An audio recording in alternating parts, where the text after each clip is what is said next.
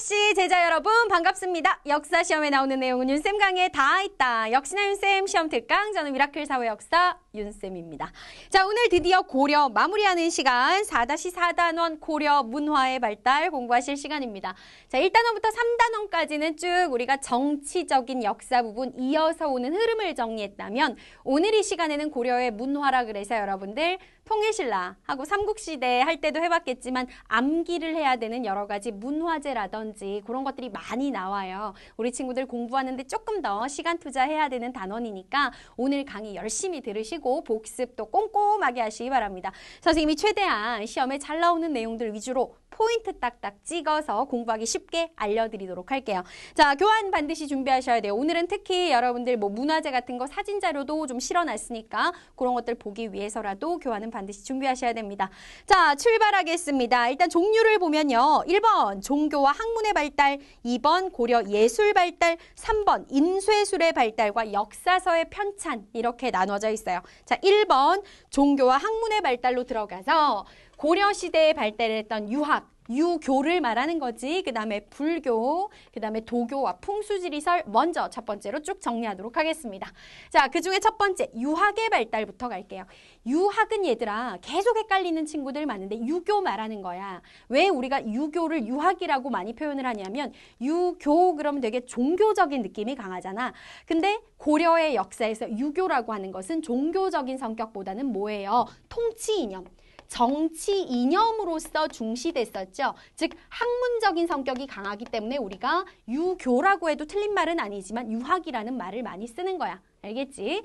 자, 고려시대 유학이 발달했다는 걸 우리가 어떤 것들을 통해서 알 수 있느냐? 고려 전기, 중기, 후기로 나누어서 한번 정리해 보도록 할게요. 먼저 고려 전기.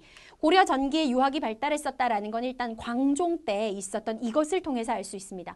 고려의 4대 왕이었던 광종은요. 전격적으로 과거제를 실시했어요. 앞에서 배워서 알겠지만 고려의 과거는 문과, 승과, 잡과로 이루어져 있었는데 아무래도 과거 시험의 꽃은 문과입니다. 가장 고위 관리들을 많이 뽑는 유능한 인재들을 선발하는 건데 여기서 중요한 거, 그러니까 과거제도라는 걸 만든 자체가 똑똑한 인재를 선발하기 위한 거고 여기서 똑똑하다는 건 수학자라고 법을 잘 알고 이런 게 아니잖아요. 유학적인 지식이 얼마나 갖추어졌냐를 가지고 유능한 인재를 뽑는 거거든. 그래서 과거제도 자체를 가지고도 유학이 발달했음을 알 수 있는 거지. 그 다음에 두 번째, 6번째 왕 성종. 이때 되게 중요하죠. 똑똑한 신하 누가 있었어? 최승로라는 신하가 있었는데 최승로의 시무 28조라는 건의를 받아들여서 이때 드디어 유교를 정치 이념, 즉 나라를 다스리는 근본 사상으로 삼았습니다. 아, 유학이 되게 중요했구나라는 걸 여기서도 알 수가 있는 거죠. 그리고 고려는 고려 전기부터 쭉 이 유학교육을, 그러니까 똑똑한 어떤 귀족의 자제라든지 신하들에게 유학교육을 시키기 위한 교육기관도 마련해 놨었어. 개경에는 국자감이 있었고요. 지방에는 향교가 있었는데 여기서도 역시 교육의 핵심은 무엇이다? 유학이다.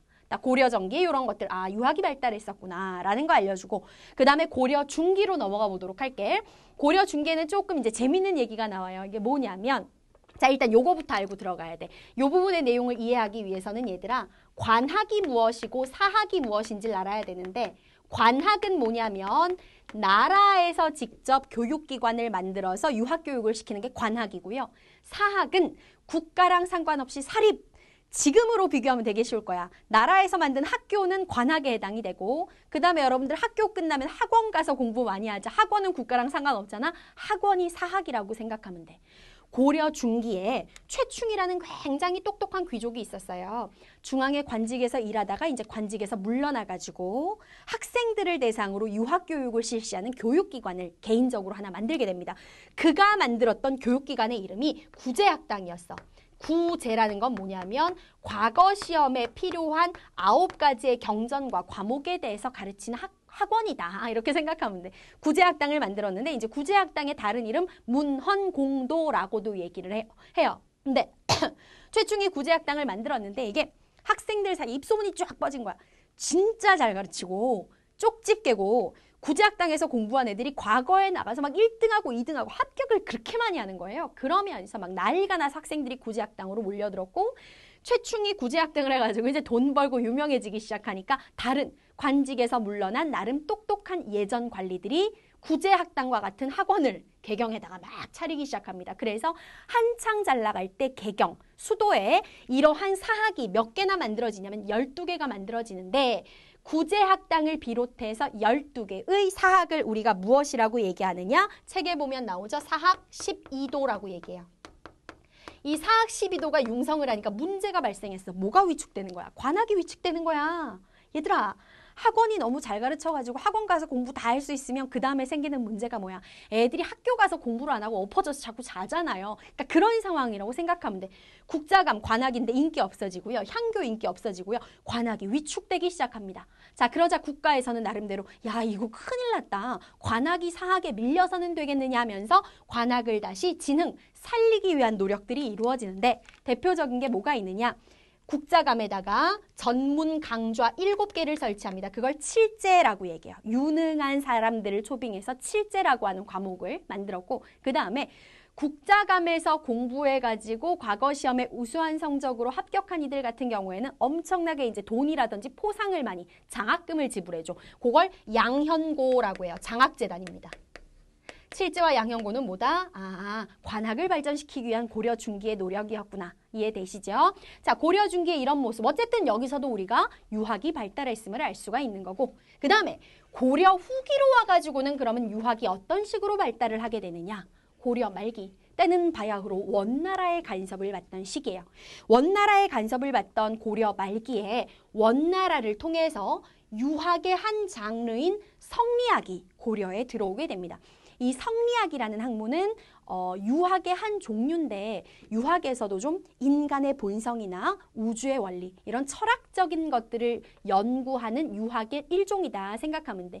이게 원래 그 중국의 송나라 때 만들어진 학문인데 송나라 때 바로 고려로 들어오진 않았고 이제 송나라 지나서 원나라 시기에 와서 고려 말기에 고려로 들어오게 돼요.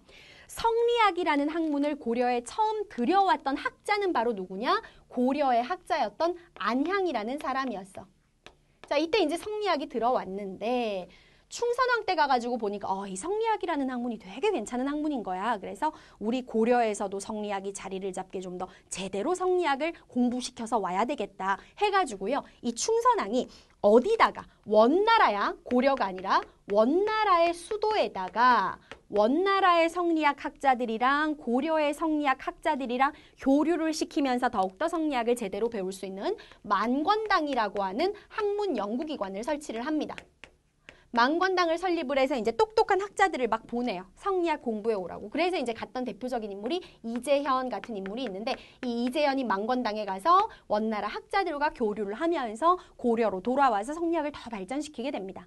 이 성리학이 고려에서 얼마나 중요하냐면 여러분들 우리 지난 시간에 고려 말의 개혁 세력인 신진사대부 배웠었잖아. 이 신진사대부가 자신들의 개혁을 추진하는 근본 사상, 개혁 사상으로 성리학을 받아들이면서 성리학은 신진사대부들 위주로 점점 더 발전이 되어가기 시작해.